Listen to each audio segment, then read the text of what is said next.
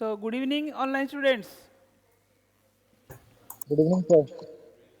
Good evening, L- sir. Good evening, sir. Good evening. Last class में जो पढ़ाए थे समझ में आया? हाँ सर। चलिए हम थोड़ा कॉस्ट शीट आज डिटेल में पढ़ेंगे, ठीक है? आपका जो main important chapter cost sheet है वो अगर आपको समझ में आएगा तो यही आपको आगे पढ़ेंगे आप।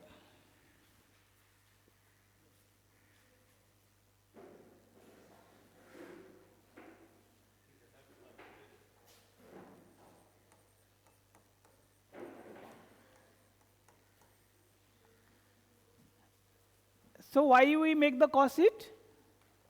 कॉस्ट शीट हम क्यों करते हैं? To find out the cost. So आपको किताब में बेनिफिट्स देखिए, एडवांटेज ऑफ कॉस्ट शीट दिया है। पहला चीज क्या होता है? It discloses the total cost and cost per unit. हमको एक टोटल कॉस्ट मिलता है and if I divide that per number of units produced I get cost per unit. They are all in rupee, ठीक है? So the first benefit is that हमको total cost मिलता है। यहाँ पे एक टोटल एंड यहाँ पे पर यूनिट मिलता है। Suppose cost sheet for 500 units. अगर मैं 500 यूनिट का बनाऊंगा तो ये total cost I will write here, this will B total cost divided by 500 per unit निकलेगा, ठीक है? This is the first benefit. Second benefit, it enables a manufacturer to keep a close watch and control over the cost of production. मेरे को cost of production पता चल जाएगा, इस साल का कितना है, अगले साल का कितना है, मैं रिकॉर्ड रखूंगा। It will help me in comparing पिछले साल का कॉस्ट डाटा हमने हर महीना का ऐसे ही रख सकते हैं या हर दिन का भी रख सकते हैं। Companies keep a record of everyday production. So आपको comparison will be easy and manufacturer को एक इंफॉर्मेशन मिलता है how to frame the policy. आपको इससे हमको लास्ट में क्या कर सेल्स मिलता है, इसमें हम प्रॉफिट ऐड करते हैं। सो कितना कॉस्ट होने से कितना प्रॉफिट ऐड करने से मुझे सेलिंग प्राइस मिलेगा, वो भी मैं प्राइस फिक्सेशन मुझे हेल्प करता है। कॉस्ट ऑफ सेल्स आता है, नीचे से हम जाएगा तो उसका ऊपर क्या आएगा? कॉस्ट ऑफ सेलिंग एंड आए।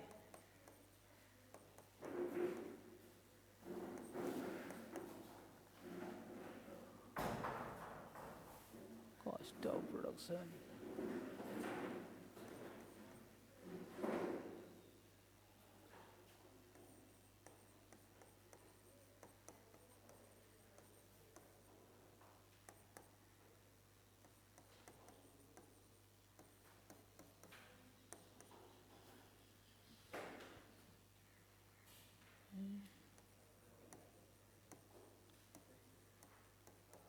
cost,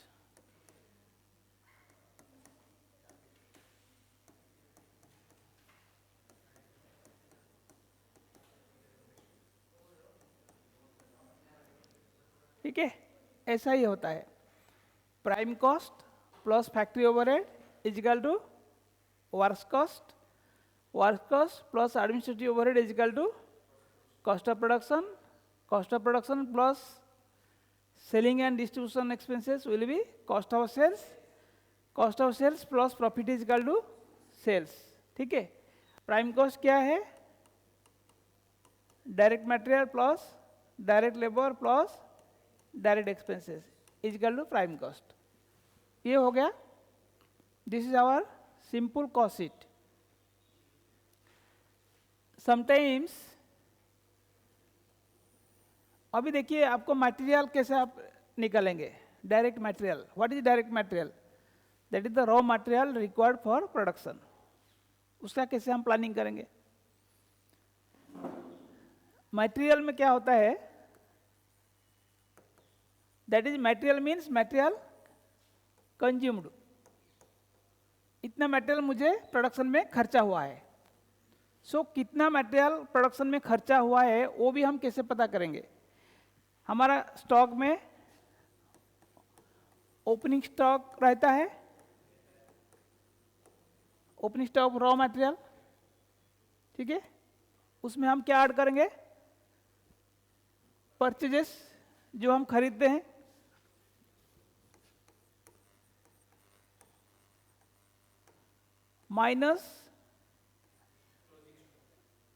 माइनस कंजम्पशन अगर करेंगे, this will be closing stock. मैंने ओपनिंग स्टॉक था उसमें ऐड किया, सपोज ओपनिंग मेरे पास 100 था, मैंने 5000 खरीदा है, ठीक है, टोटल मिलके कितना हुआ? 5100, कंजम्पशन हो गया 4800, तो क्लोजिंग स्टॉक कितना रहेगा? 300। ये सीक्वेंस आपको हमेशा याद रखना पड़ेगा। Opening stock plus purchases minus consumption will be closing stock. इसमें कितना आइटम है? 1 2 3 4, आई हैव 4 एलिमेंट्स। चारों से अगर 3 मुझे मालूम है, फोर्थ में निकल पाऊंगा। कभी कभी आपको क्लोजिंग स्टॉक दिया है, कंजम्पशन दिया है, परचेज दिया है, ओपनिंग स्टॉक निकालिए, निकल पाएंगे? सो यही sequence if you know you can find out any other thing. तो हमको डायरेक्ट मटेरियल कभी कभी सीधा नहीं देता है, ये सब चीज देता है। तो इसमें से मैं कौन सा लूंगा उधर डीएम में? ये चारों में से कौन सा फिगर इधर आएगा? यही फिगर,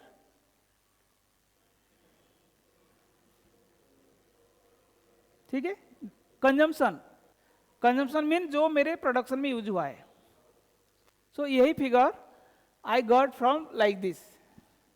सीधा नहीं, ये यहाँ सीधा दिया है, यहाँ पे थोड़ा आपको मेहनत करना पड़ेगा। कभी कभी एग्जाम में आपको ऐसे ही आता है, if my opening stock is this, purchases is this, closing stock is this, what is the consumption, find out what is the consumption. कर पाएगा? इजी है। if opening stock is equal to 300, purchases not known, consumption is equal to 5800, closing stock is equal to 100। बोलिए क्या होगा? What is my purchases? मेरे पास opening stock 300 था, मैंने consumption किया 5800, क्लोजिंग स्टॉक है 100। What is my purchases? 5000। कैसे बताओ? हैं? हो गया? ठीक से सोच के बोलो। बाकी स्टूडेंट्स करिए, सॉल्व करिए। ऐसे तुम इतना सिंपल बोलने से बाकी को लोग करिए, डू इट। 4800 सर। बाप रे, 4800। मेरे पास ओपनिंग स्टॉक था 300, ऑलरेडी था, मैंने कुछ खरीदा है, खरीदने के बाद मुझे कितना फिगर हुआ? खरीदा प्लस 300 है। बताओ ना मुझे, आके ब्लैकआउट में करके दिखाओ। आओ, आ जाओ इधर। Online students, what is my purchases?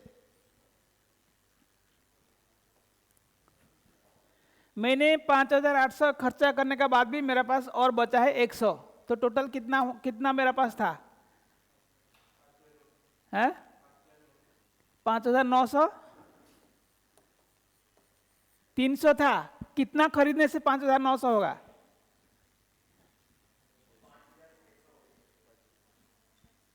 ठीक है।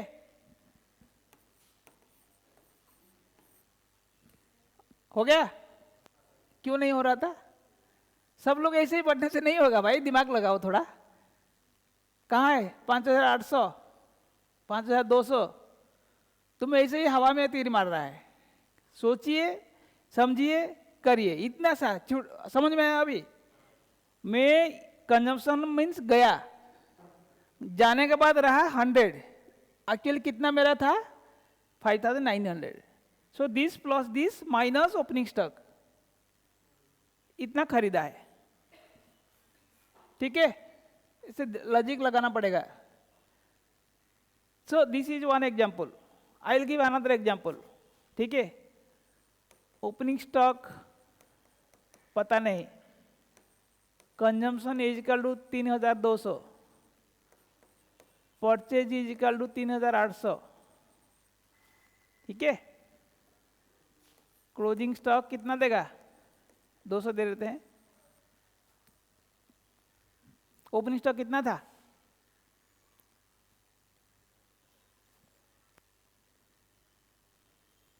ओपनिंग स्टॉक कितना था? करिए।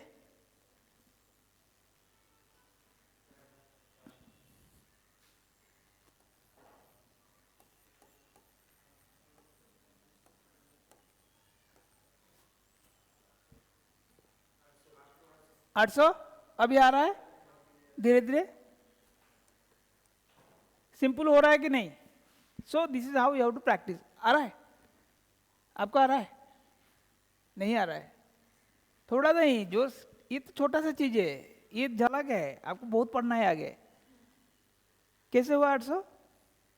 You have not done anything. आपको लिखना है, मैं क्वेश्चन लिखा है आपके लिए, तुरंत लिखिए।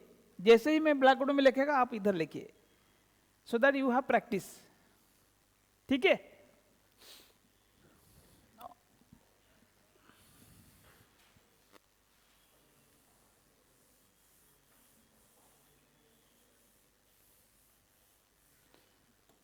अच्छा और एक ओपनिंग स्टॉक हो गया 850, परचेजेस हो गया 18,200, consumption is equal to 17,000। What is the closing stock? Simple problem, करिए। करके मुझे खाता देखिए, मैं जाके आपका टेबल में देख के आऊंगा। Don't say, everybody do this problem, everybody online students. एक बताइए, हम अभी आपको टेस्ट लेगा, मुझे इधर लिखिए, आंसर लिखिए।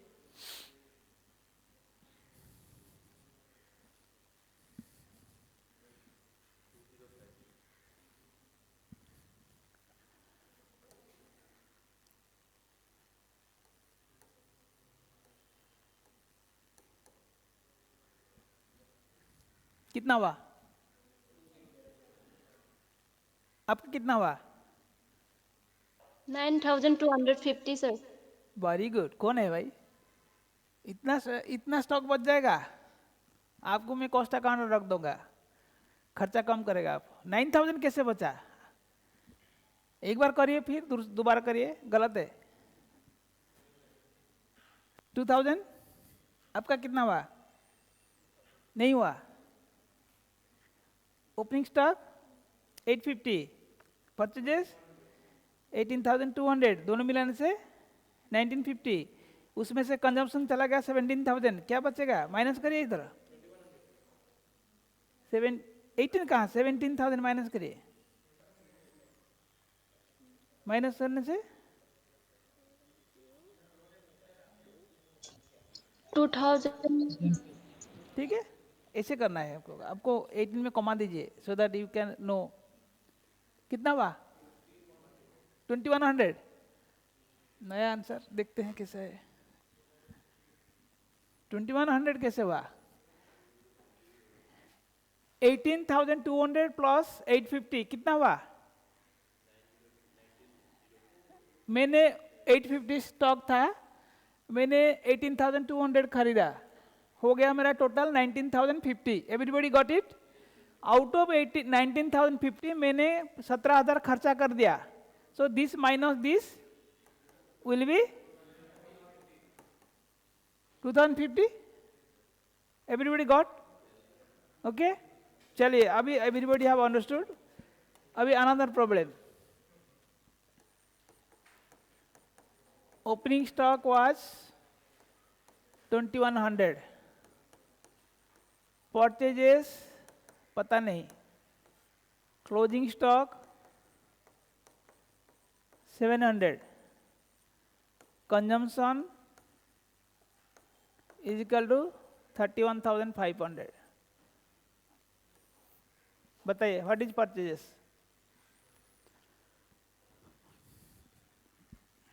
This time everybody should do correctly.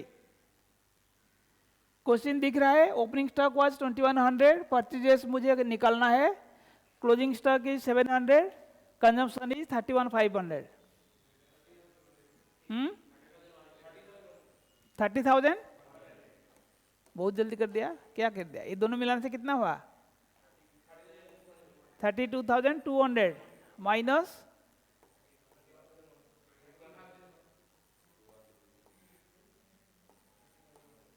30,100. बहुत फटाफट. आप लोग लड़की लोग हुआ हो रहे? हाँ, online students, why you are silent? समझ में आ रहा है कि नहीं? Yes sir. आंसर निकला? हाँ सर. तो ये मैं एक छोटा सा एग्जांपल दिया है. सो आपको ऐसा प्रॉब्लम आने से यू कैन डू इट. आएगा ऐसा प्रॉब्लम, 2 मार्क्स 4 मार्क्स ऐसे डेफिनेटली आएगा. ठीक है? तो ये आपका कॉस्ट शीट का पहला पोर्शन ए हमने कर दिया है. आपका किताब में ए है. ए जो है, अच्छा और एक चीज मैं बताता हूं. जैसे मटेरियल आएगा, what is material cost? Material cost क्या है? Cost of the materials used for production. ठीक है? जैसे कि मैं एक मटेरियल खरीदता हूं, उसमें क्या क्या एलिमेंट मिक्स होता है. जैसे मैं, आप दिमाग लगाइए कि मैंने यहाँ पे एक फैक्ट्री बैठाया है, मैंने मटेरियल्स उसके लिए गुवाहाटी से मंगाया है. तो उसके लिए मेरे को खर्चा क्या है? एक तो परचेज कॉस्ट, प्लस मैंने जैसे परचेज करेगा उसका ऊपर जीएसटी देगा, बिल में जीएसटी आएगा, GST on purchases, then loading, unloading, मैंने एक गाड़ी में लेके आया, plus carriage inward. Carriage inward means हमेशा जब भी कैरेज वन लिखा रहेगा, it means it is for the materials. Carriage outwards means for goods which are going to sell. बाहर जाता है, मेरा फैक्ट्री से कैरेज बाहर जाता है, मतलब प्रोडक्शन बना के मैं जो माल भेजता हूं, तो वो carriage outward will come under selling expenses. ठीक है? Inward will come under material हमेशा. अभी अब बाहर किधर भी नहीं लिखना है, उसको मटेरियल में ऐड करना है. और कुछ एनी अदर एंट्री टैक्स, आजकल एंट्री टैक्स नहीं है, एंट्री टैक्स या ऑक्ट्राइड ड्यूटी जो भी लगेगा, माल आने का टाइम कहाँ पे मुझे एक खर्चा होता है, उसको हम everything I put under material cost. ठीक है? इवन यहाँ पे इंस्पेक्शन कॉस्ट, जब फैक्ट्री का माल नहीं आया था, उधर मान लीजिए गुवाहाटी में माल रेडी है, हम यहाँ से एक आदमी को भेजा है, तुम जाके देख के आओ माल ठीक है कि नहीं, जो उसका कॉस्ट उसी में डालेगा. Because why he has gone for inspecting the material. So material हमको प्रोडक्शन के लिए चाहिए, तो सारे चीज मेरे को मटेरियल्स में ऐड करेंगे. ठीक है? तो कभी भी materials means all cost included in materials. Okay? Loading unloading of material भी ऐड होगा. क्या हो गया? इससे क्यों होता है बार बार?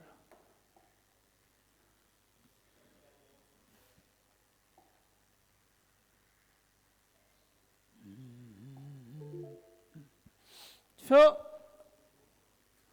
नेक्स्ट आइटम आपका आएगा डायरेक्ट लेबर.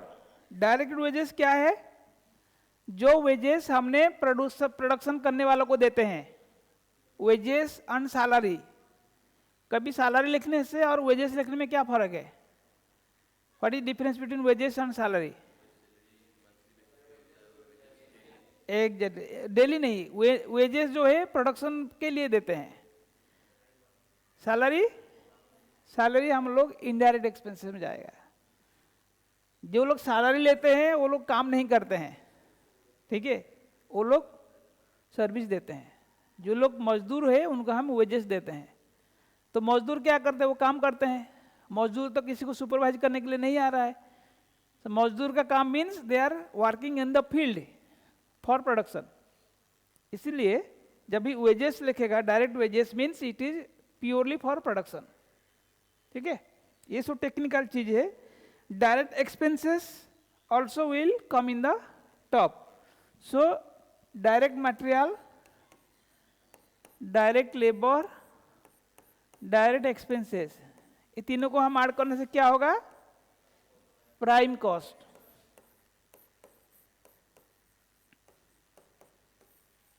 ये हमेशा याद रखिए, प्राइम कॉस्ट, ठीक है। ये तीनों कभी कभी डायरेक्ट एक्सपेंसेस नहीं देता है, दैट मीन्स ये दोनों मिलाना पड़ेगा, ठीक है। सो ये first part of our cost sheet. अभी फर्स्ट पार्ट में direct material we have understood कैसे निकालना है। डायरेक्ट लेबर आपको मिल जाएगा, it will be direct wages and direct expenses. तो जैसे जैसे मुझे प्राइम कॉस्ट मिल जाएगा, सपोज हमने प्राइम कॉस्ट मिल गया है, उसमें हम क्या ऐड करेंगे? Factory overheads. आप मुझे बताइए what are the factory overheads? What is factory overheads? All the indirect costs incurred in the factory or in the production. All indirect costs. It can be the indirect labor, indirect material or indirect expenses incurred for the production. ठीक है? तो example दीजिए, some examples of indirect material. Maintaining of what? Factory. Factory का अंदर में जो भी खर्चा करेंगे, other than direct material, direct labour, direct expenses, all are indirect overheads, indirect factory overheads. तो इसमें क्या आएगा? Indirect material, indirect labour, indirect expenses inside factory और फॉर द फैक्ट्री और फॉर द प्रोडक्शन। आप देखिए, I will give an example.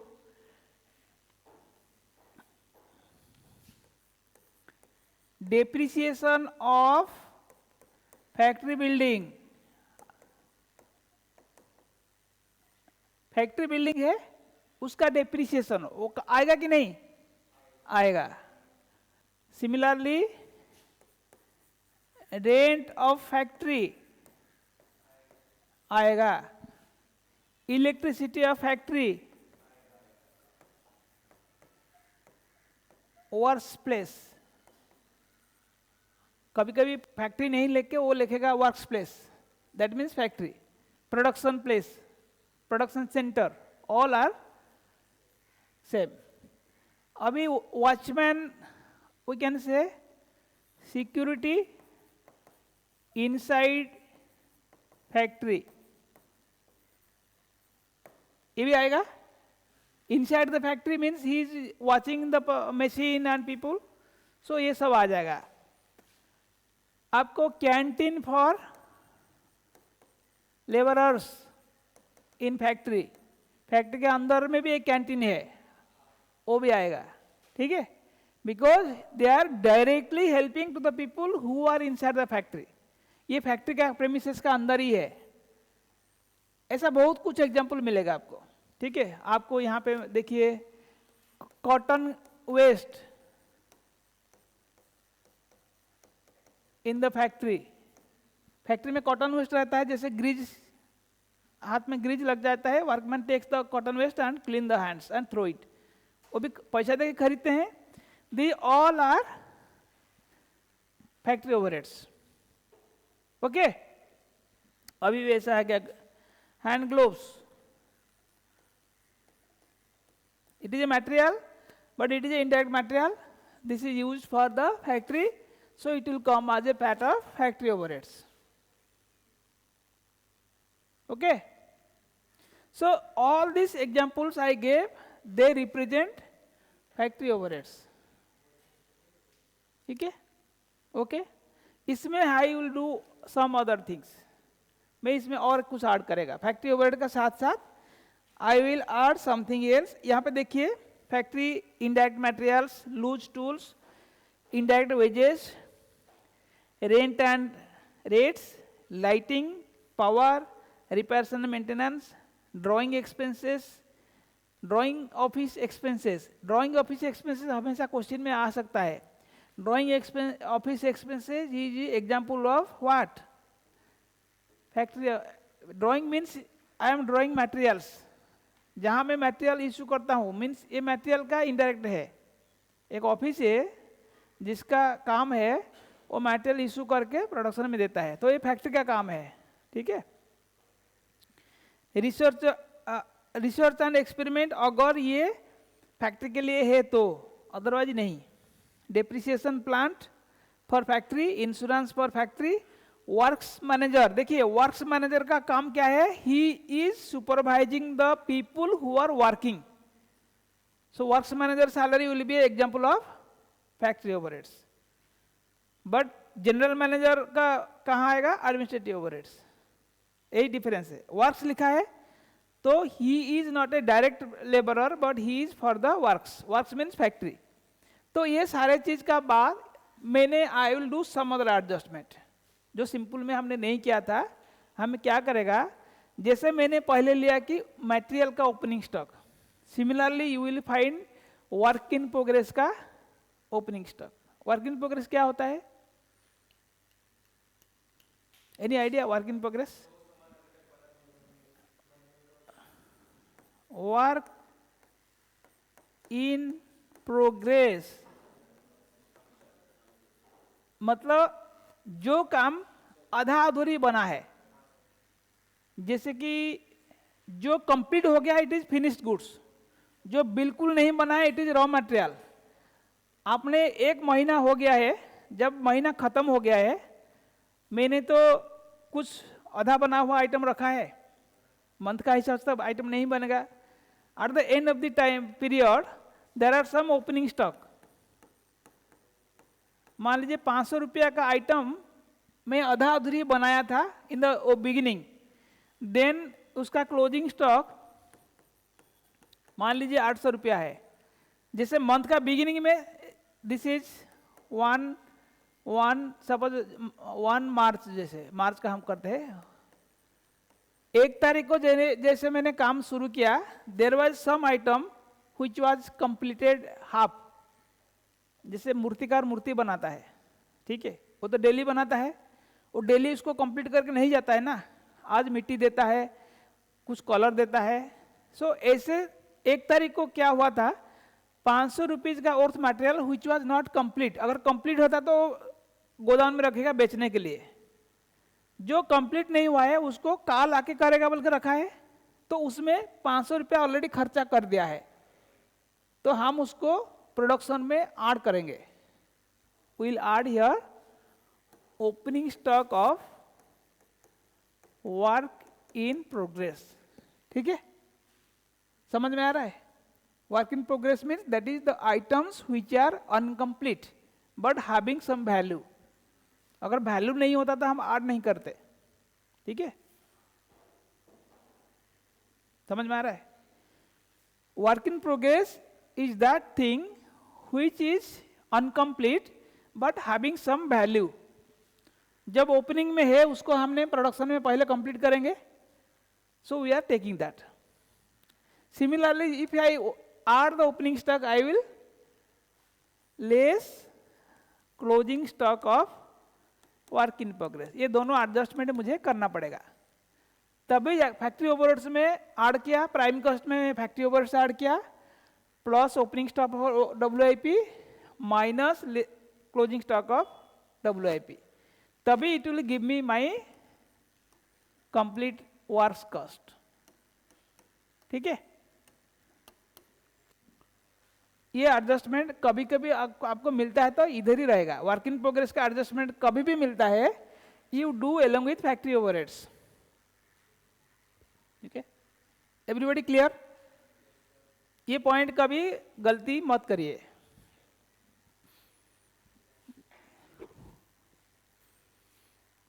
आपका ये हो गया फैक्ट्री कॉस्ट और फैक्ट्री कॉस्ट, जो भी बोलिए, ये समझ में आया? Prime cost plus factory overhead plus opening stock of work in progress minus closing stock of work in progress is equal to factory cost. ये दोनों अगर नहीं दिया है तो छोड़ दीजिए, अगर दिया है तो दोनों को लेना पड़ेगा, नहीं तो आपका कॉस्ट शीट गलत हो जाएगा। इसको तो कहाँ पे लेना है ना, मेरे को पुराना चीज को इस महीना में कंप्लीट करना है, फिर नया चीज डालना है। So now we got our works cost.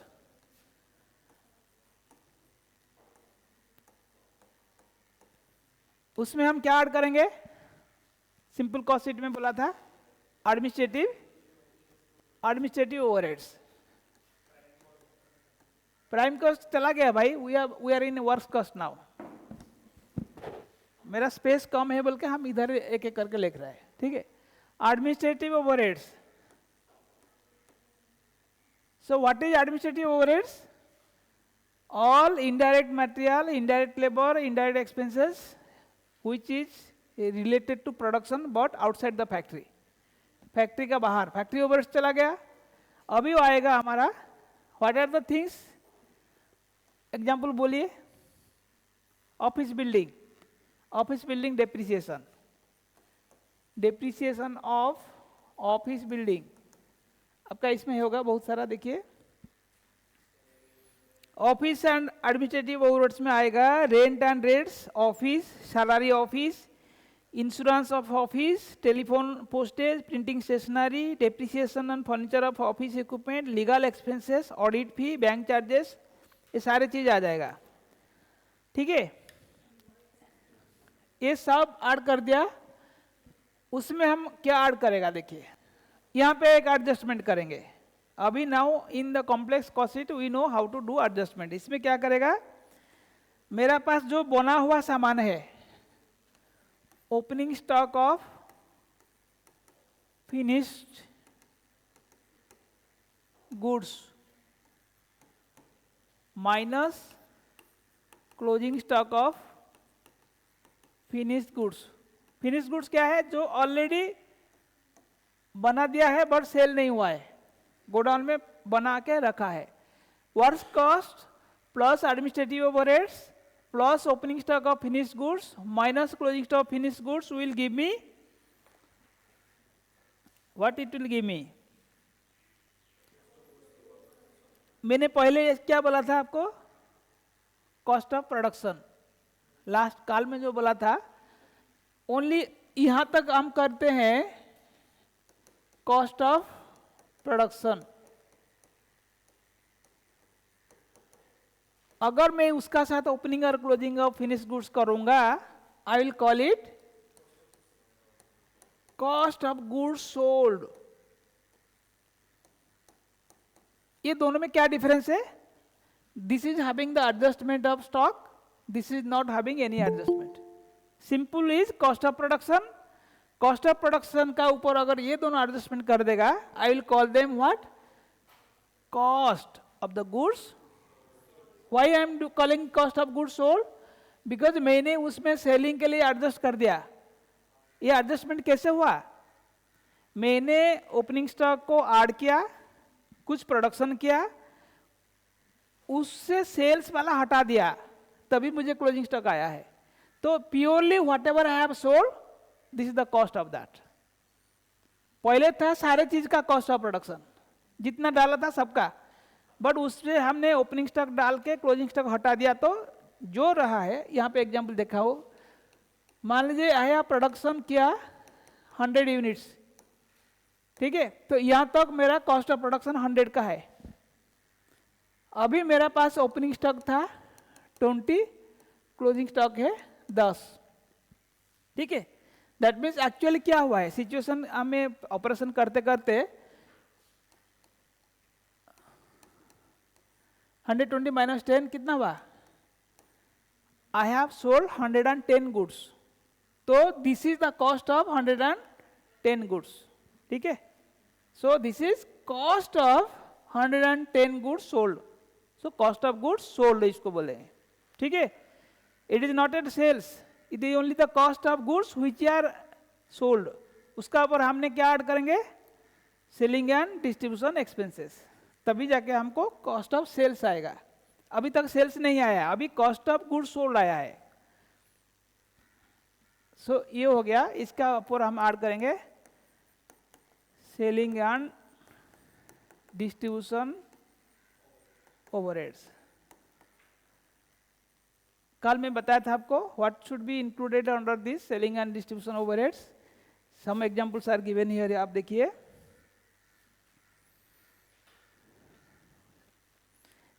जितना कॉस्ट रिलेटेड टू सेल्स, मेरा एक शोरूम बनाया है, जैसे आप देखिए रिलायंस का शोरूम है या कोई फैक्ट्री का आउटलेट का शोरूम होता है, वो सारे खर्चा इधर आ जाएगा, showroom, salesman salary, travelling expenses, printing and stationery, sales department, sales office का डेप्रिसिएशन, सेल्स ऑफिस का इंश्योरेंस, सेल्स ऑफिस का इलेक्ट्रिसिटी, सेल्स का जो भी टैक्स है सब इधर आ जाएगा, ठीक है, एंड इसका बाद जैसे कि एडवर्टाइजमेंट, एडवर्टाइजमेंट कहाँ आएगा, इधर आएगा, because advertisement is given to promote the sales, production में नहीं आएगा, ठीक है, ये सब चीज आपको एग्जाम में आएगा, ये कॉस्ट शीट का जितना भी लाइन है वर्ड बाय वर्ड पढ़िए, इससे आपका 10 mark 10 marks minimum, cost sheet will give you minimum 10 marks either by way of example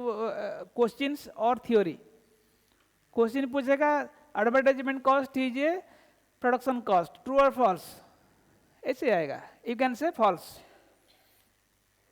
so samples, कभी कभी कस्टमर को सैंपल गिफ्ट मिलता है, उसका भी कॉस्ट है, that will be a part of selling expenses, to promote the sales, पहले free में देता है, आप लगाया, यूज किया, then you buy that item, it helps in promoting sales, so ये आपका आ जाने के बाद it will come cost of sales, अभी सेल्स आ गया है, अभी तक जो आया था कॉस्ट ऑफ गुड्स सोल्ड, अभी आ गया कॉस्ट ऑफ सेल्स, मेरा पहले भी था कॉस्ट ऑफ सेल्स, अभी आ गया कॉस्ट ऑफ सेल्स, उसमें हम क्या ऐड करेगा, प्रॉफिट और लॉस, प्रॉफिट लॉस को ऐड नहीं करता है, सेलिंग प्राइस से माइनस करने से विल गेट प्रॉफिट और लॉस, ठीक है, will you give me sales, so now we have calculated, आपको एक बार रिवीजन करा देते हैं, this direct material, direct labour, direct expenses become prime cost, material को हम ऐसे ही कैलकुलेट करते हैं, उसमें ये सारी चीज ऐड करते हैं, ठीक है, नाउ प्राइम कॉस्ट में हम फैक्ट्री ओवरहेड्स ऐड करेंगे, फैक्ट्री ओवरहेड्स का साथ will add opening stock of WIP minus,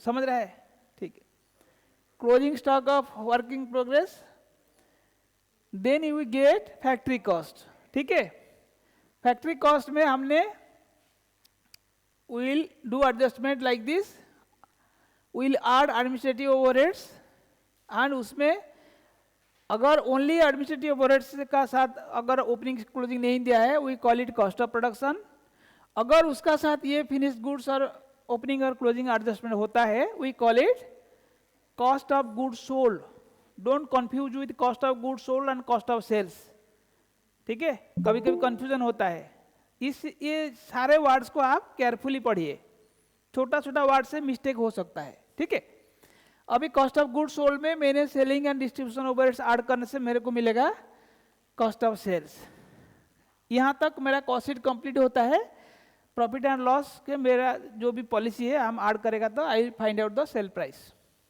okay, this is about cost sheet, कुछ डाउट है, any doubt, you are having 3 adjustments, opening stock, of raw material, इसको कहाँ करेंगे? It is a part of prime cost, material में करेंगे, direct material prime cost. Second is WIP opening and closing, ये कहाँ करेंगे? Will do it after factory cost,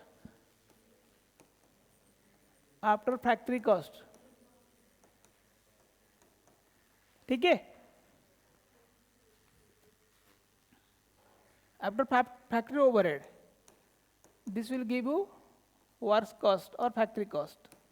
तीसरा adjustment करेंगे finished goods, finished goods opening and closing, ये adjustment क्या कहाँ करेंगे? ये हमारा after administrative overheads, this will give me cost of goods sold. ये तीनों एडजस्टमेंट हमको ठीक से करना पड़ेगा, तभी जाके मेरा cost sheet will be complete. Okay, we are ready now, understood? Online Yes, sir. Any doubt? No, sir. Kavita, Kavita you are there? And और कौन है? रिंटू, निराशा, आप लोग चुपचाप बैठते हो, कुछ बातचीत नहीं करते हो, आवाज नहीं आता है। चलिए, we will do a problem. हाँ, वेरी इंपॉर्टेंट थिंग मैं आपको बता रहा हूँ, जब हम कॉस्ट शीट बनाते हैं we take only the expenses which are related for my cost sheet, ठीक है? What is required for my production purpose, what is relevant for my production purpose, only those costs I will take in the cost sheet, in the overheads also. All things I need not take. Certain things you must remember for not to take. जैसे ये यहाँ पे दिया है income tax, हम income tax कब देते हैं? जब ये इनकम हो जाता है। इनकम टैक्स का कॉस्ट शीट के कोई रोल नहीं है। ये प्रोडक्शन के लिए लगता है क्या? नहीं लगता है, ये ओनर का काम है इनकम टैक्स लेना देना। तो कभी भी आपको इनकम टैक्स आता है, don't consider it as overheads, उसको छोड़ दीजिए, मेरा कॉस्ट शीट में इसका जगह नहीं है, ठीक है? ये आपको कंफ्यूजन करने के लिए देता है। So income tax is not a item to be taken in the cost sheet, clear? Similarly dividends to share holders, ये भी मेरा इनकम होने के बाद में देता है, ये भी नहीं लेगा। Premium on redemption of shares, issue on shares and debentures, इसका कोई मतलब नहीं मेरा। It does it add to the value of production? नहीं। सो ये सब चीज हम नहीं, these are all known as financial transactions, these are not transactions in the book of cost accounts. So आपको ये सब सारी चीज दिमाग में रखना पड़ेगा। कैपिटल लॉसेस, मैंने एक एसेट बेच दिया, उसमें से मेरे को लॉस हो गया है, that is not my production loss, ठीक है? इंटरेस्ट ऑन लोन और डिबेंचर और बैंक इंटरेस्ट, मैंने बैंक से बोरो किया है, who asked you to borrow? So we are not interested. Donation दिया मैंने, गांव वाले आए हैं, पूजा काली पूजा हो रहा है, हम उसको 200 रुपया चांदा दिया है, वो फाइनेंशियल रिकॉर्ड में रहेगा, कॉस्ट रिकॉर्ड में नहीं रहेगा, because this is not a material, not a labour, not a expenses. So वो प्रिंसिपल में ये फिट नहीं होता है। बिना डोनेशन भी मैं प्रोडक्शन कर सकता हूँ, why I should pay donation? Donation is a finance cost, so ये नहीं देगा। कैपिटल एक्सपेंडिचर, ये भी नहीं आएगा। कैपिटल एक्सपेंडिचर क्या है? मैंने एक और बिल्डिंग बना रहा है, उसका खर्चा इसमें नहीं आएगा, ठीक है? सो ये सारी चीज आपको दिमाग से पढ़िए। Discounts on shares and debentures, commission to managing directors, underwriting commission, these are all purely financial transactions, ठीक है? ड्राइंग ऑफ, हाँ, ड्राइंग ऑफ प्रोप्राइटर क्या है? प्रोप्राइटर इज मालिक, मालिक ने अपना पर्सनल खर्चा के लिए कंपनी से पैसा लिया है, तो मालिक का पर्सनल व्यापार है, मेरे प्रॉफिट में कैसे ऐड करेगा? वो मेरा नहीं है, खर्चा नहीं है। All personal expenses of the owner, वही है. Drawings is also one of the personal expenditure. This is also, मालिक टूर में गया है वैष्णव देवी घूमने के लिए, वो खर्चा वो ऑफिस में नहीं देगा. अगर टूर में गया इंस्पेक्शन करने के लिए, वो काम के लिए गया है, वो ऐड करेगा. ड्राइंग ऑफ रॉ मटेरियल कैसे ले लेगा वो? प्रोपाइटर नहीं, रॉ मटेरियल तो मैं खरीदा है मेरा प्रोडक्शन के लिए. मालिक अगर ले लिया है तो अपना पर्सनल यूज के लिया है, तो he has to give it back. तो मेरा प्रोडक्शन में चार्ज नहीं करेगा, वो अलग बात है. ठीक है. So all this things you must remember. एक बार दिमाग में लगाए why it should be taken logically, then you will understand. There may be some other items which are not there in this. ठीक है. सिमिलरली मैं अभी हम लोग जैसे दिए थे, यहाँ पे नोशनल हम लेते हैं, फाइनेंशियल में नोशनल नहीं है, कॉस्टिंग में हम नोशनल भी लेते हैं.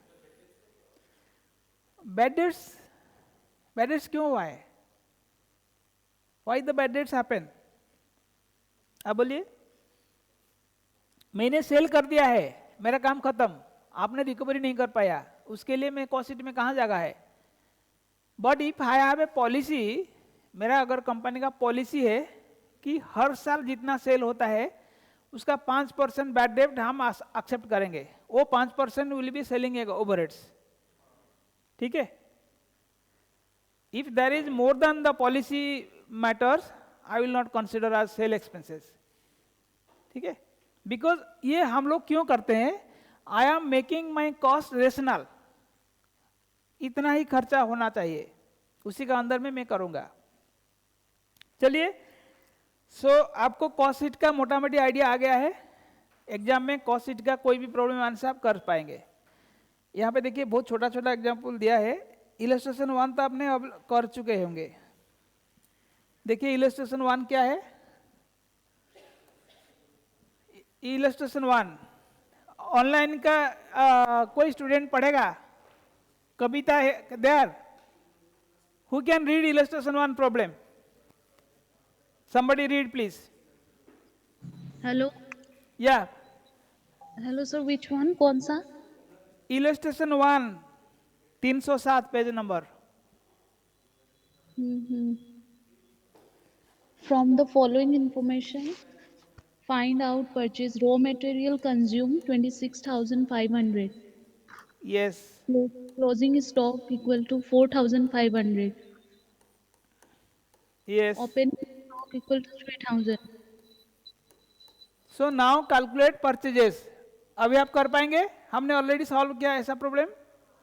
टेल मी हाँ sir. Now Sir, I'll solve it. Opening stock कितना दिया है? 3,000.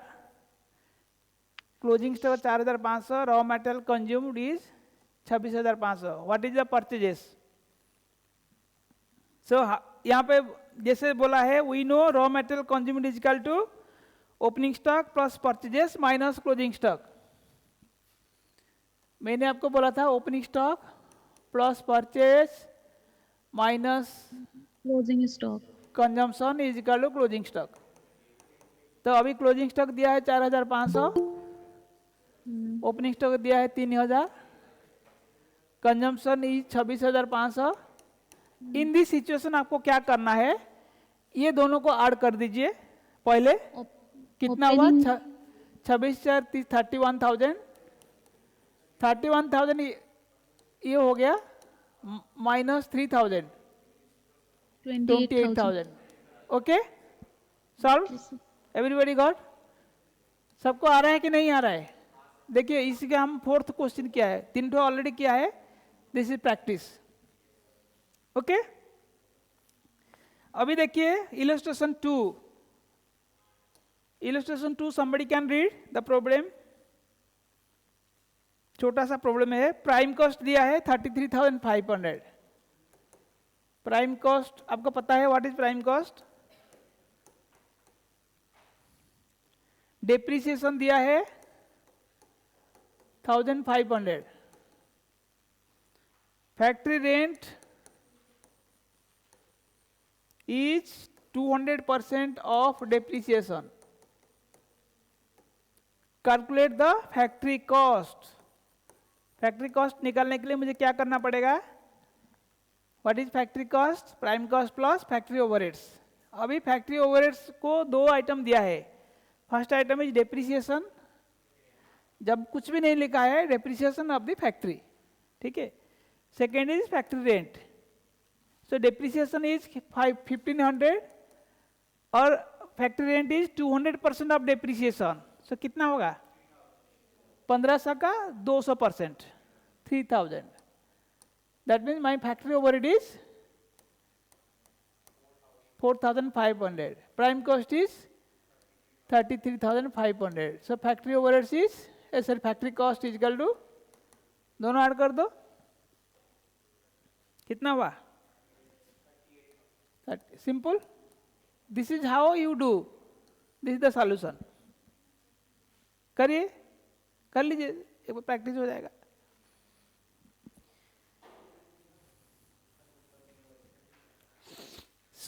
चलिए आप कर लेंगे. ठीक है. मैं करते करते आपको करना चाहिए. You should not, I should not wait for you. जैसे भी मैं कर रहा हूं आप भी करिए मेरा साथ. सेकेंड प्रॉब्लम है, सिंपल है, आप कर पाएंगे. कॉस्ट ऑफ सेल्स दिया है, लिखते जाइए मेरा साथ. 37,416. ठीक है. एडवर्टाइजमेंट एक्सपेंसेस दिया है, advertisement expenses 600. Then discount on sales 50% off advertisement cost, ये भी दिया है. Find cost of goods sold. Don't see the answers, okay, try to understand. मुझे कॉस्ट ऑफ गुड्स कितना है निकालना है. पहले मुझे बताइए, कॉस्ट ऑफ सेल्स पहले आता है कि कॉस्ट ऑफ गुड्स पहले आता है? तो कॉस्ट ऑफ गुड्स में अगर ये ऐड करेंगे ये आएगा. दैट मीन्स हम लोग को पहले निकालेंगे, these are all selling and distribution overheads. तो ये हो गया 600. ये कितना होगा? 300, आधा है, 50%. सो टोटल कितना है? 900. इसमें से 900 मिलने से ये होगा, तो ये कितना है? This minus 900, back calculation. This minus 900 will be कितना होगा? 36,516. समझ में आया हाउ आई डिड इट? पहले 36,516 प्लस 900 विल बी 37,416. ये बैक कैलकुलेशन कर रहा है. ठीक है. आपको दिमाग में ऐसे सोचना पड़ेगा, इसमें ऐड मत करिए, बिकॉज ये ऑलरेडी इसका कॉस्ट ऑफ गुड्स सोल्ड हमको पता नहीं है, plus selling overheads is equal to 900 is equal to cost of sales is equal to 37,416. यही है ना? So this minus this will be this. ठीक है. Online students, okay. अच्छा, कॉस्ट डिफिकल्ट नहीं है ना? सबसे इजी है. आपका कॉस्टिंग में 100% मार्क मिलेगा इसी से. खाली थोड़ा कंफ्यूजन नहीं होना है. Don't get confused. सर बोलिए. सर एक और बार समझा सकते हैं? कौन सा? ये प्रॉब्लम? हाँ सर. आपका प्रॉब्लम क्या दिया है? कॉस्ट ऑफ सेल्स कितना है? 37,416. 416. Then what is given? पढ़िए, क्वेश्चन पढ़िए आगे. Advertisement expenses 600. 600. Discount on sales is 50% of advertising cost. So these are all selling expenses. Yes So sir. cost of sales is equal to cost of goods sold plus selling and distribution expenses. ठीक है। हाँ sir. तो selling and distribution expenses कितना है दोनों मिलाने से? 900। 900। Cost of good sold पता नहीं, सीओएस कितना है? 37416 is equal to COGS plus 900, ये दिया है आपको। हाँ सर। अभी सीओजीएस इज इक्वल टू, आप सीओजीएस इस साइड ले लीजिए, इस साइड ले लीजिए, 37416 माइनस 900 हाँ जी। हो गया। ये भी आप कर सकते हैं, आप ऐसे भी कर सकते हैं, इजिकल टू 36516, ये मेथड भी आप कर सकते हैं। ठीक है, ओके सर। समझ में आया? हाँ सर, हाँ समझ में आ गया। Okay, any method you can follow. चलिए,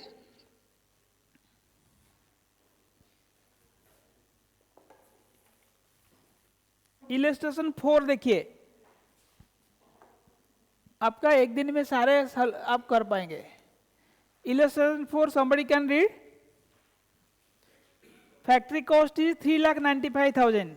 Find office and administrative overheads cost, which is 7.315% of factory cost. निकालिए, सिंपल है, इसका परसेंटेज निकाल दीजिए, बस हो गया। क्वेश्चन, ऐसा क्वेश्चन आपको नहीं आएगा, बहुत सिंपल है, फिर भी बच्चे छोड़ देते हैं ब्लैंक, उसका खाली परसेंटेज निकालना है। क्या दिया है question? Factory cost is 3,95,000। Find office and administrative overheads cost which is 7.315% of factory cost. तो फैक्ट्री कॉस्ट का 7.315% निकालिए। कैलकुलेटर लाया है? कैलकुलेटर कहाँ है? बैग में रखो, पूजा करो, डेली धूप आरती देके पूजा करो, ओम कैलकुलेटर ओह नमः, निकाल के फटाफट करना है भाई। तुम लोग कॉस्टिंग करना आए हो, you are costing students, your hand should always be on the calculator. ठीक है सर 28,894। क्या हुआ? 28,894.25। निकल गया ना, वेरी गुड। देखिए फटाफट ये सब चीज मेरे को बताना नहीं पड़ेगा, you must be very alert, calculator लेके करना है, फटाफट लेके आइए। जो भी नहीं ले रहे हो, मोबाइल से नहीं होगा, कल से जो भी मोबाइल में करेगा calculation, I will not allow them to come to class, you have to buy one calculator. Exam में मोबाइल अलाउ नहीं है, इसमें प्रैक्टिस करेगा, बाइनरी कैलकुलेटर में ढूंढते रहेगा कि कहाँ है, फटाफट फटाफट हैंड प्रैक्टिस करना है, कैलकुलेटर लेके आना है आपको। आप बोर्ड देखेंगे, hand will do calculations, time saving. देखिए, you are all professional students, you are going to be a cost accountant in the company. तुमको नौकरी में क्यों रखेगा if you are not perfect in your work? ठीक है, by ये calculator, छोटा कैलकुलेटर 300 रुपया पड़ता है, जिसका पास नहीं है बोलिए I will pay you for that, but you by, it is mandatory for every students. छोटा कैलकुलेटर नहीं होगा, ऐसा वाला कैलकुलेटर खरीदिए। देखिए स्टूडेंट्स, ऐसा वाला खरीद लीजिए, इजी टू कैलकुलेट। ठीक है, और आपका कैलकुलेटर दूसरा कैलकुलेटर करने से नहीं होता है, खुद का कैलकुलेटर पर मेरा कंट्रोल रहता है, इसलिए हमेशा खुद का कैलकुलेटर यूज करिए, and this calculator is allowed. Exam में आपको मल्टीप्लिकेशन करने का जरूरत नहीं, you will use by calculator only, so by calculators, don't do delay. Illustration 5, gross factory cost is equal to 58,000, net factory cost is equal to 54,000, opening stock is equal to, अच्छा work in progress is equal to 8,000, closing stock of WIP is equal to how much. ये problem क्या है? What is this problem? हमने जब factory cost बनाए थे उसमें ये दोनों एडजस्टमेंट किए हैं, है कि नहीं? नेट फैक्ट्री कॉस्ट कब होता है? जब हम ये दोनों ग्रॉस में करते हैं, ग्रॉस कब आता है? Prime cost plus factory overhead, ये आपको हो गया ग्रॉस फैक्ट्री कॉस्ट। उसमें हम जब ये एडजस्टमेंट करते हैं that become net factory cost. That means मैंने ग्रॉस था 54,000 प्लस ओपनिंग स्टॉक कितना है 8,000 ऐड किया, माइनस कितना विल बी 54,000, यही है 58,000 प्लस 8,000 माइनस 54,000 कितना हो रहा है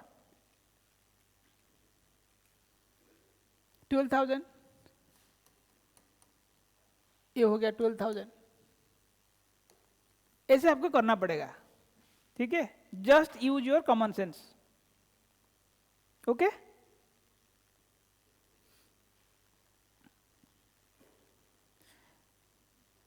यहां पे जो टेक्निकली लिखा है gross means before doing the adjustment, adjustment करने से ये हो गया net. Gross profit net profit आपको याद करिए, नेट प्रॉफिट कब होता है? ग्रॉस प्रॉफिट में अदर एक्सपेंसेस जब हम माइनस करते हैं नेट प्रॉफिट होता है। सिमिलरली यहाँ पे gross factory cost means before adjustment, adjustment हमको यही करते हैं, तो this is the formula. Illustration 6 easy है ना प्रॉब्लम्स? इलस्ट्रेशन 6, उसका बाद एक प्रॉब्लम करने के बाद we will go for multiple choice questions. ये देखिए prime cost 41,000, direct labour cost consist of skill labour 6,000, on skill labour 2,000, skill labour 6,000, on skilled labor 2,000, variable works overhead 100% of direct wages,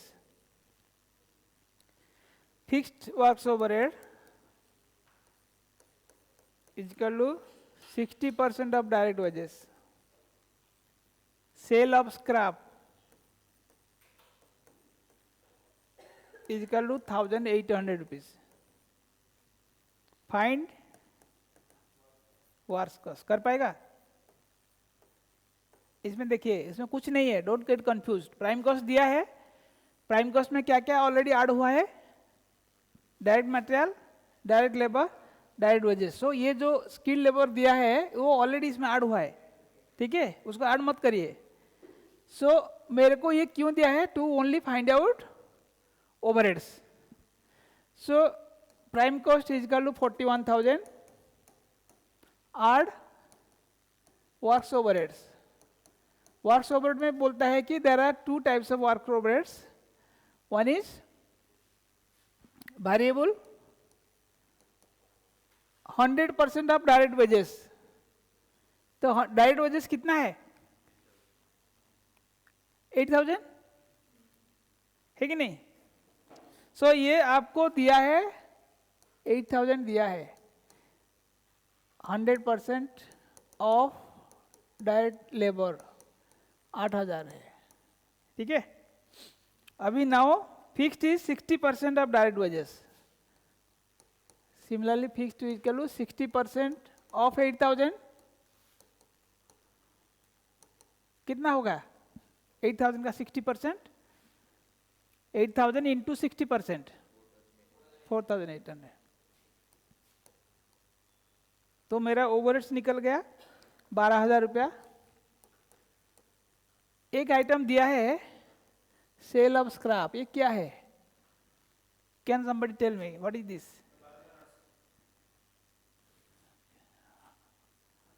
48,000, अच्छा 12,800, 4,800।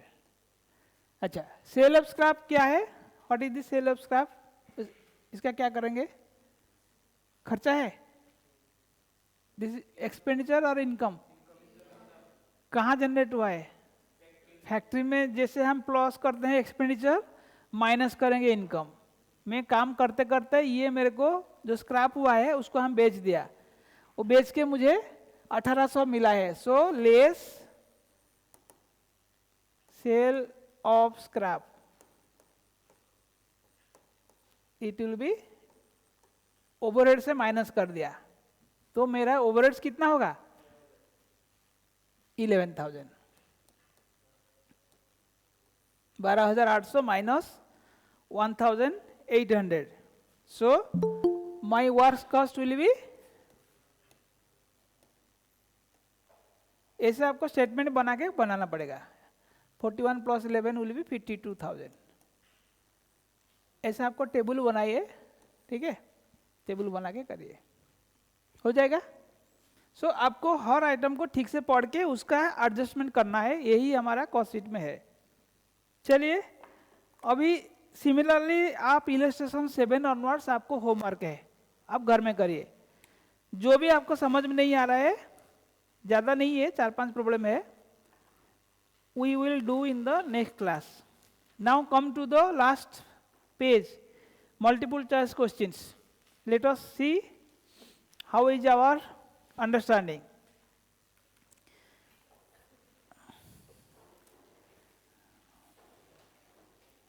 Page number 314, multiple choice question, पहला number.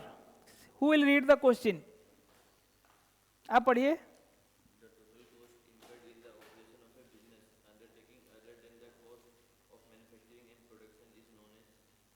हाँ, total cost incurred in the operation of a business undertaking other than manufacturing and production.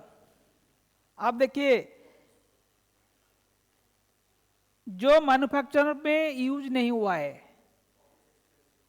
आपका देखिए ना, option देखिए, option में जो है वहां देखिए, आगे एक है direct cost.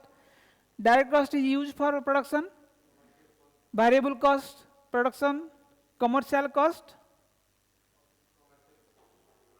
So answer will be commercial cost, because conversion cost क्या है, it is a production cost. So odd is commercial cost. Answer is C. Okay, now आप पढ़िए second problem. Not a relevant cost. यहां पे देखिए, replacement cost is relevant. हम एक item को रिप्लेस करने के लिए कितना लगेगा, sunk cost. Sunk cost is not a relevant cost. तो यहाँ पे आंसर मिल गया है, आगे जाने का जरूरत नहीं. कोई भी डूबा हुआ चीज हम पहले बोले थे, it is not a relevant cost. So answer is sunk cost. आप पढ़िए थर्ड प्रॉब्लम, आप पढ़िए.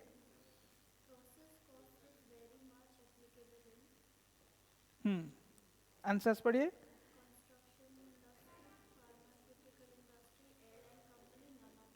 Okay, process cost is applicable in which one. Construction, construction में प्रोसेस होता है, नहीं होता है. फार्मास्यूटिकल होता है. एयरलाइन प्रोसेस नहीं होता है, it is a multiple and none of the above. So answer is B. Answer is B. Okay, आप पढ़िए नेक्स्ट प्रॉब्लम. यस,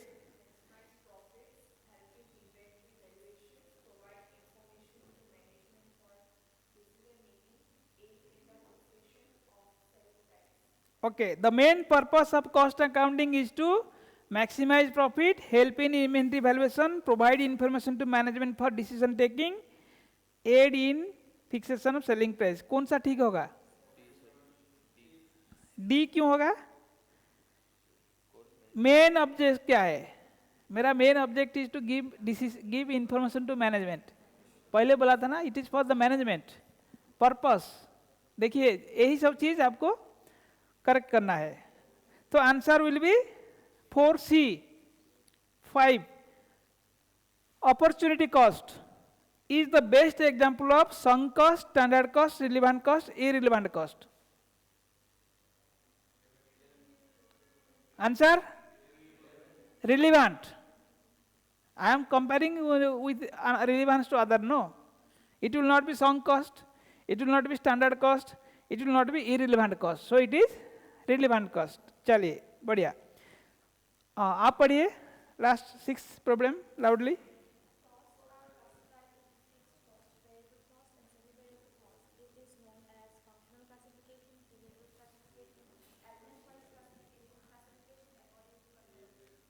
आंसर बोलिए. हैं, आंसर क्या है?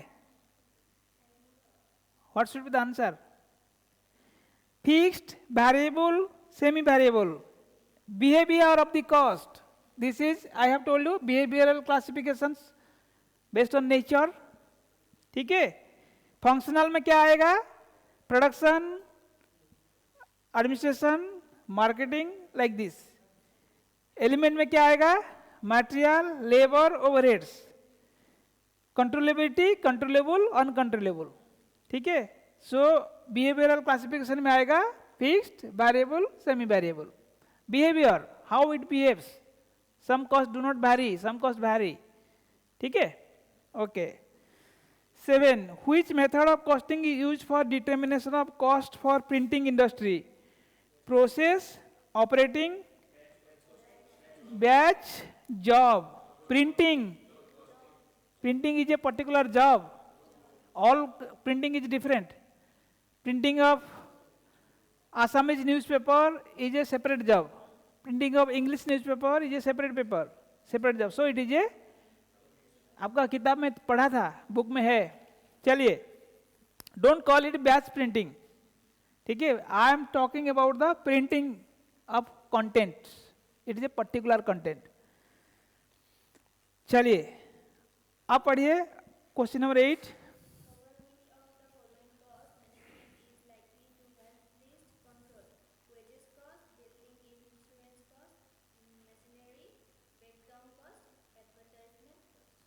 Over which of the following costs management is likely to have least control? Come control. Wages में कम control करने से होगा? नहीं होगा. बिल्डिंग इंश्योरेंस, वो तो हमारा कंट्रोल में नहीं है. मशीनरी ब्रेकडाउन कॉस्ट बिल्कुल नहीं करना चाहिए. So least should be advertisement cost. Advertisement कम करने से भी हो सकता है. ठीक है. चलिए, आप पढ़िए next question.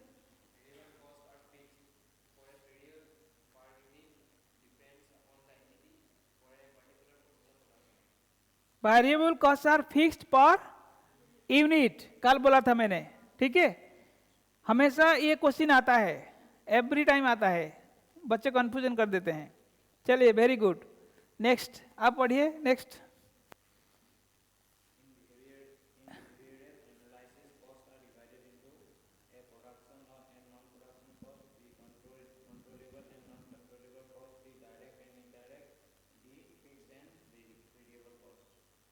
Same behavioural, fixed and variable. उसका 2 क्वेश्चन आया है, आगे भी आया है, अभी भी आया है. थोड़ा उल्टा पुल्टा करके दिया है. ठीक है. हाँ, नेक्स्ट आप पढ़िए.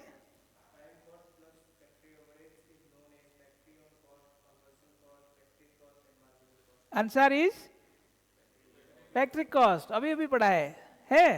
चलिए, बढ़िया है. आगे नेक्स्ट पढ़िए.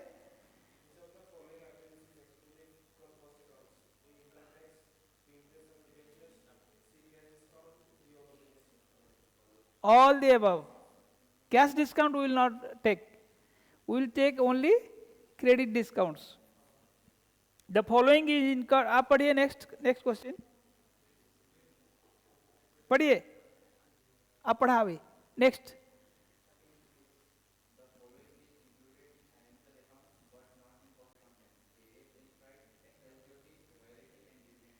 कौन सा होगा? फाइनेंस में है, कॉस्टिंग में नहीं है. अभी हम पढ़े थे डिविडेंड्स पेड. बढ़िया. नेक्स्ट.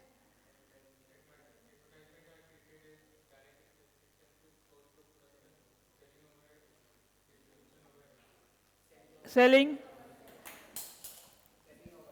अच्छा, नेक्स्ट. बहुत सिंपल है. आपको अभी देखिए इतना आसान लग रहा है, आप अपने आप आंसर दे देते हैं, मेरे को बोलने का जरूरत नहीं. 15.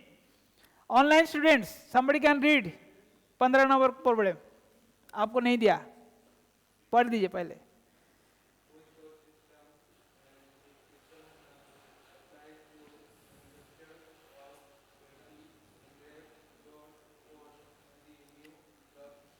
यहाँ पे मैं पढ़ देता हूँ. Which cost term description applies to manufacture of 20 engraved doors for the new club house at a golf course? मेरे को 20 डोर्स बनाना है. क्या साउंड है? बारिश है. Contract, product, batch, service. 20 similar करना है मुझे, बैच ऑफ 20, ठीक है। Contract will be bigger one, ठीक है। ये यहाँ पे हमने डोर बना रहा है, contract will be for big building और ब्रिज, रोड, लाइक दिस। अच्छा, online students, somebody can read question number 16. Prime cost may be correctly termed as prime cost में भी करेक्टली टर्म्ड एज, आगे पढ़िए। A, the sum of direct material and labor cost with all other cost excluded. B, the total of all cost items which can be directly charged to product units. C, the total cost incurred in producing a finished unit. Yes, D. D, the sum of the large cost there in a product. Answer क्या होगा? Sir, A. A, the sum of direct material and direct cost with all other costs excluded. B, all direct cost. मेरा direct cost क्या है? Direct material, direct labour, direct expenses, prime cost. So answer is B. Okay, next 17, somebody will see. Susmita, can you read question number 17? Susmita is there or not? Susmita Saha, Rintu Sonwal. Yes, sir. You can read. Yes. The guidance and regulation by executive action of the cost of operating an undertaking is said to be A, budgetary control, B, cost control, C, cost analysis, and none. The guidance and regulation by execution action of cost of operating an undertaking is said to be, it is not budgetary control, it is not cost analysis, it is cost control. Okay, now Susmita can read. चला गया क्या? चला गया है। और कौन है online में? सब बच्चे चला गए, ठीक है। The direct expenses are also known as overhead expenses, process expenses, chargeable expenses, none. अरे direct will be known as overhead. कौन सा टीचर पढ़ाया था तुमको? जो डायरेक्ट नहीं है वो ओवरहेड है। चार्जेबल, वो आंसर देख लिया, आंसर देख लिया। तो चेंजेबल कैसे पढ़ेगा? एक तो पढ़ाई में गलती कर रहा है, ठीक है, पकड़ा जाएगा कॉपी करने से। चार्जेबल देखिए, which is directly charged, that is why it is chargeable, allocated directly, so chargeable. Okay, indirect material cost is a part of factory overheads, ठीक है। ये देख लिया, मत देखिए, देखिए पहले आप आंसर को एनालिसिस करिए। अगर कभी भी मेरा रिक्वेस्ट है, try to do yourself logically, apply your mind. एक बार आंसर देखने से योर माइंड स्टॉप्स वर्किंग, आपको दिमाग को काम करने दीजिए। गलती हो पहले खुद करिए, why it will be this, ठीक है। Which of the following is a part of both prime cost and conversion cost? ये देखिए, ये आपको एक इंटरेस्टिंग प्रॉब्लम है। What is conversion cost? Raw material को फिनिश कॉस्ट को कन्वर्ट करने के लिए कौन हेल्प करता है? लेबर, ठीक है। सो लेबर, डायरेक्ट लेबर आपको प्राइम कॉस्ट में है कि नहीं? एंड कन्वर्जन कॉस्ट में भी है। Statement showing breakup of cost is known as, statement showing breakup of cost is known as cost sheet, statement of profit, production account, tender. हमारा ही एक ही है, कॉस्ट शीट है, ठीक है। The work cost plus administrative expenses, work cost में administrative expenses मिलाने से क्या मिलता है? Cost of production. बढ़िया है, आपको आंसर देखने का जरूरत ही नहीं है, you know everything. Directors remuneration and expenses form part of administrative overheads, very good. Cost reduction is, cost reduction मैंने पढ़ाया नहीं, चलो पढ़ा देगा. Cost reduction क्या है? आप एक आंसर दे के बोलिए. Long term phenomenon, it challenges the standards, it is carried out without compromising the quality, all of the above. It challenges, it is also a long term phenomenon, it is also carried out without compromising the quality. So it is all of this. Cost reduction मैं बताता हूँ आपको, थोड़ा सा बता देता हूँ आपको. Cost control and cost reduction, ठीक है. Cost control and cost reduction, two things you should know. Which is cost control क्या है? कंट्रोल, कंट्रोल करना. Control your child, he is very बदमाश. कंट्रोल. सो हम एक स्टैंडर्ड फिक्स करते हैं. यहाँ पे मैं उनको बोला था cost should be 100 and actual is 105. Cost should be 100. So then I say control, cost should be less than 100. ठीक है. So यहाँ पे मैंने when I am comparing with standard and actual, I am using cost control. ठीक है. Cost reduction क्या है? तुम 100 रुपीज अभी कर रहे हो, मुझे पता नहीं, वो मेक इट टू 25.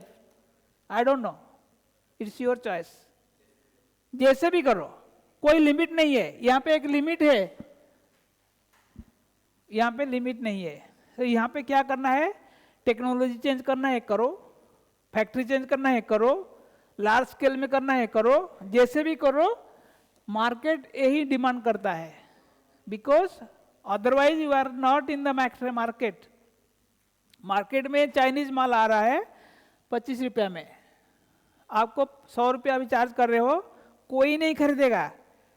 आपको बड़ा प्लांट लगाइए, लेबर में ऑटोमेशन करिए, लेबर हटाइए, मशीन लगाइए. So it is a long term process, overnight नहीं होगा.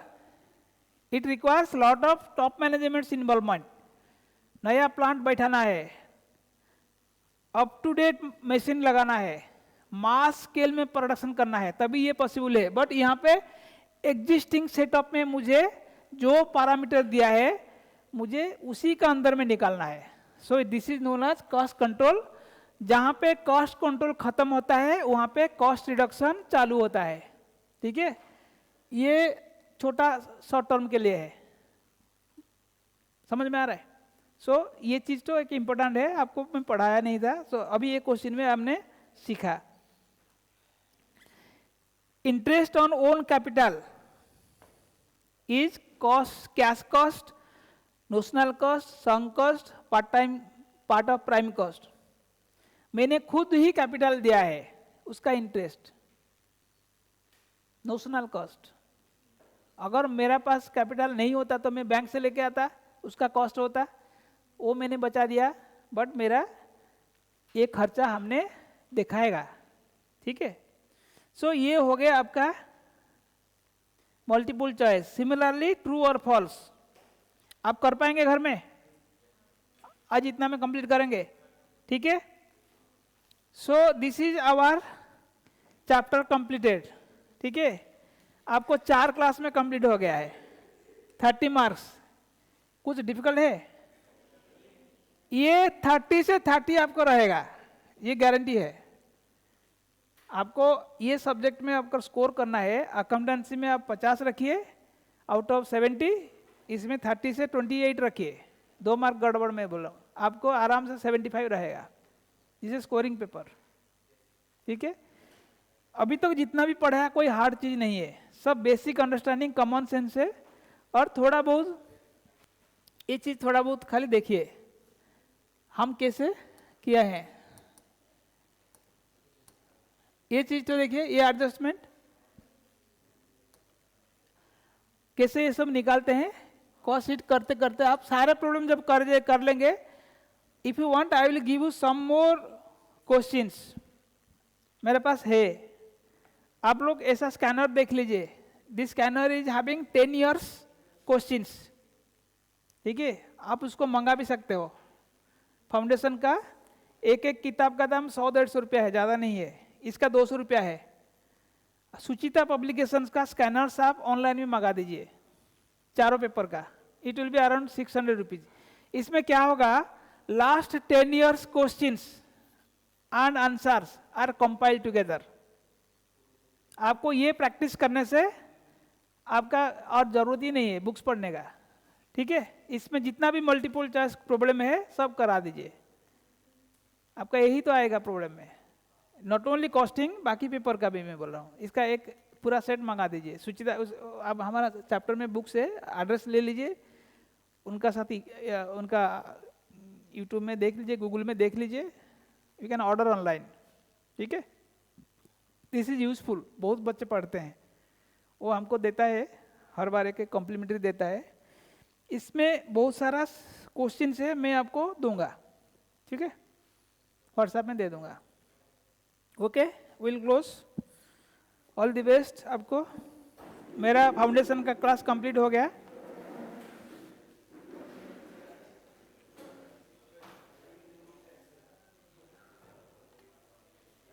Online students bye bye, happy Thank new you, year, sir. Thank you, sir. Good night.